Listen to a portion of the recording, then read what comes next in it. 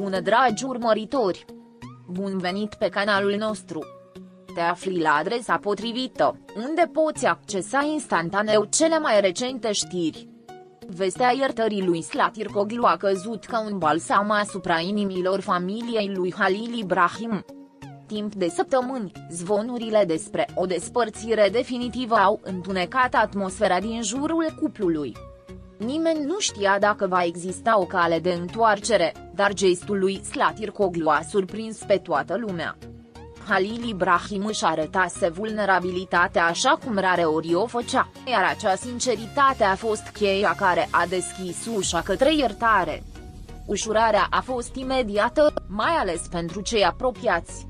Familia s-a simțit liniștită întorcându-se acasă. Halil Ibrahim fusese întotdeauna un om rezervat, dar de data aceasta nu s-a putut abține să nu-și împărtășească fericirea cu cei dragi. Iertarea lui Slatirkoglu nu a însemnat doar recăpătarea partenerului ei, ci și găsirea păcii. Tensiunea din casă a dispărut în câteva secunde. Zâmbetul ei, atât de des stins în ultima vreme, a strălucit din nou puternic. Pentru mama ei, a fost ca și cum ar fi văzut un fiu care fusese absent spiritual înviat. Și pentru toți, a fost renașterea unei iubiri care părea pierdută. Iubirea, atunci când renaște după o furtună, capătă o altă valoare. Nu mai este naivă sau oarbă, ci conștientă și mai puternică. Asta au început să construiască Halil Ibrahim și Slatirkoglu după iertare. În loc să nege trecutul, au decis să-l accepte ca parte a istoriei lor. Reconcilierea a fost un gest puternic, deoarece a arătat că amândoi erau capabili să privească dincolo de greșelile lor. Și, făcând acest lucru, le-au dat o lecție de maturitate celor care se îndoiau de viitorul lor. Iertarea Slatirkoglu nu a venit peste noapte. A fost rezultatul multor reflexii, nopți nedormite și întrebări fără răspuns. Ea știa ce înseamnă să faci acel pas. Să-ți asumi un alt risc, să-ți deschizi inima și să ai încredere. Totuși, a ales să o facă, convinsă că dragostea pe care o împărtășeau merita șansa. Această decizie a dezvăluit puterea caracterului ei și, în același timp, profunzimea sentimentelor ei. A fost un salt de credință, dar cu certitudinea că Halil Ibrahim va fi acolo să o sprijine. În familia lui Halil Ibrahim, emoțiile erau coapte. Frații au sărbătorit în tăcere, prietenii lor cei mai apropiați și-au exprimat recunoștința, iar cei mai în vârstă nu se puteau opri din zâmbit. Toată lumea știa că nu era la fel fără Slatirkoglu. Pierduse o parte din esența sa atunci când încrederea a fost ruptă. Așa că a vedea întoarcerea ei a fost ca și cum ai redescoperi cea mai bună versiune a lui Halil Ibrahim. Sentimentul de ușurare s-a răspândit ca o adiere răcoroasă, măturând orice urmă de durere. Și urmăritorii cuplului au izbucnit în sărbătoare. Pe rețelele de socializare, mesaje de bucurie au inundat fiecare postare. Pentru mulți, împăcarea lor a reprezentat speranța că dragostea adevărată poate depăși orice obstacol. Iertarea lui Slatirkoglu a fost văzută ca un act de curaj și măreție. Și Halil Ibrahim, recunoscător, nu a ezitat să-și arate public recunoștința. Această legătură dintre ei a trezit din nou vise care păreau stinse. Dragostea renăscută nu a fost o simplă repetare a trecutului. A fost o dragoste reînnoită, cu cicatrici vizibile, dar mai puternică decât înainte. Aceasta este magia celor care reușesc să depășească o criză și să se privească din nou în ochi.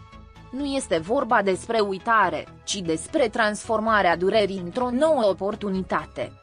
Halil Ibrahim și Slatirkoglu știau că nu va fi ușor, dar erau dispuși să încerce.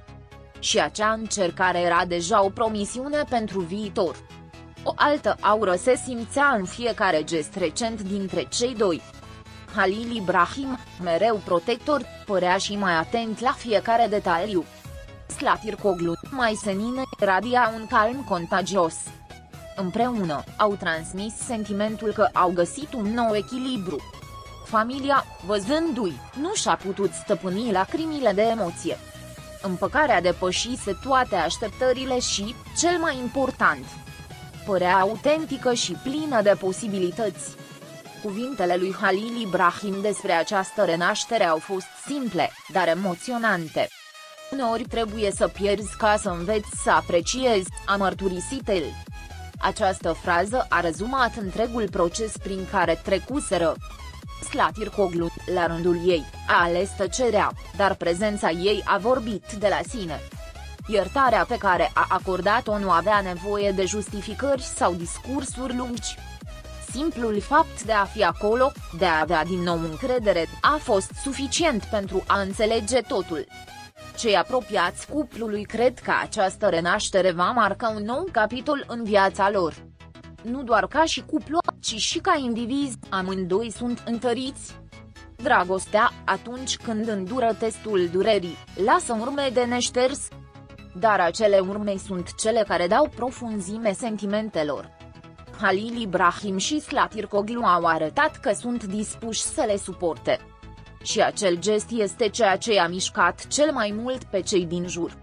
Familia, care fusese martoră la suferința lui Halil Ibrahim, a simțit că poate în sfârșit să respire în pace. Era ca și cum o greutate uriașă li s-ar fi ridicat de pe inimi. Grija lor pentru bunăstarea lui a dispărut odată cu întoarcerea lui Zlatirkoglu. Acel sentiment de ușurare nu era doar pentru fiul, fratele sau nepotul pe care îl văzuseră plângând. Era și pentru certitudinea că dragostea, în cele din urmă, triumfase. Și acea victorie a fost sărbătorită în tăcere, cu zâmbete subînțelese. Împăcarea a servit și la consolidarea legăturilor de familie. Dragostea dintre Halil Ibrahim și Zlatirkoglu a devenit un motiv pentru ca toți să se unească. Prânzurile, conversațiile și întâlnirile au fost din nou pline de speranță. Era ca și cum întoarcerea lui Zlatirkoglu ar fi adus cu ea o adiere de armonie. Chiar și cei care fuseseră cei mai sceptici au fost în cele din urmă infectați cu fericire. Iertarea transformase întreaga atmosferă. Halil Ibrahim, conștient de valoarea iertării pe care o primise, părea mai matur și mai dedicat. În fiecare cuvânt și fiecare gest, a arătat clar că nu intenționa să rateze ocazia. Familia sa îl privea cu mândrie, știind că învățase cea mai importantă lecție. Dragostea nu înseamnă doar să simți, înseamnă și să ai grijă și să respecti. Această învățare a marcat un înainte și un după în viața sa. Iar Zlatirkoglu a fost motivul care l-a determinat să crească. Povestea lor a devenit o inspirație pentru mulți. Nu pentru că era perfectă, ci tocmai pentru că arăta imperfecțiuni și capacitatea de a le depăși. Greșelile, eșecurile și durerea au devenit o cale de învățare. Și acea cale a dus la o iertare care părea imposibilă. Halil Ibrahim și Zlatirkoglu au arătat că dragostea nu este întotdeauna simplă, dar poate fi mai puternică decât orice rană. Renașterea iubirii a adus cu ea și un aer de romantism reînnoit. Micile detalii au redevenit importante. O privire, o mângâiere, un zâmbet împărtășit. Pasiunea care odinioară ea unitare a apărut cu o intensitate și mai mare. Și tandrețea, care părea uitată, a ocupat din nou scena centrală. Totul indica faptul că erau gata să o ia de la capăt. Și acel început a avut o strălucire specială. Cei mai apropiați ne asigură că de data aceasta relația va fi diferită. Nu pentru că s-au schimbat în esență, ci pentru că au învățat din greșelile lor. Iertarea le-a oferit o a doua șansă pe care nu intenționează să o irosească.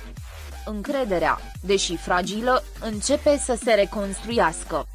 Și dragostea, mai matură, devine forța motrice din spatele fiecărui pas. Familia urmărește toate acestea cu emoție, știind că, în sfârșit, calmul a revenit. Urmăritorii entuziasmați împărtășesc constant mesaje de susținere. Ei văd această poveste ca pe o reflectare a propriilor lor lupte în dragoste. Iertarea lui Slatirkoglu și renașterea iubirii cu Halil Ibrahim au devenit un simbol al speranței. Rețelele de socializare au fost pline de fraze precum "dragostea adevărată se întoarce întotdeauna". Această reacție masivă a confirmat că cuplul nu își aparține doar lor înșiși, ci și inimilor a milioane de oameni. Ușurarea familiei lui Halil Ibrahim a fost cel mai bun final al unui capitol plin de incertitudine. Acum, ceea ce rămâne este să scriem o nouă poveste, cu mai multă putere și mai puțină frică. Slatirkoglu a ales să ierte, iar Halil Ibrahim a ales să prețuiască. Împreună, au pornit pe un nou drum în care iubirea renăscută promite să înflorească mai puternică ca niciodată. Viitorul, deși incert, este luminat de speranța unei uniuni reînnoite. Și în acel viitor, familia nu se mai teme, ci sărbătorește. Pascali.